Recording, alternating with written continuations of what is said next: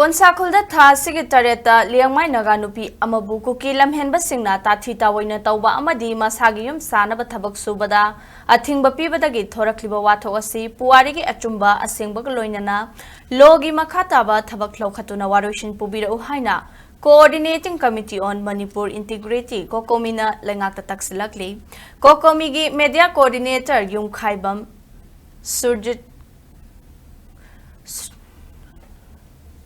Surjit Kumar Kumanna Kujek Piduna ngasi thadarakiba cherol amada Konsakhul gi mafamda leishilaga naga Liangmai gi mathakta chatharakliba thawong asi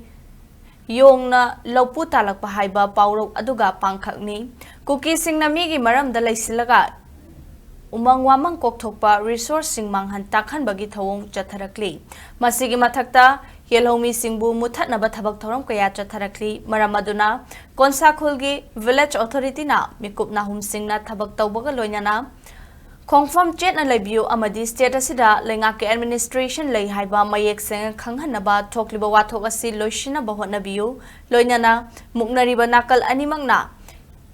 hingsa thadoktuna sangtainana bahona biu hairakli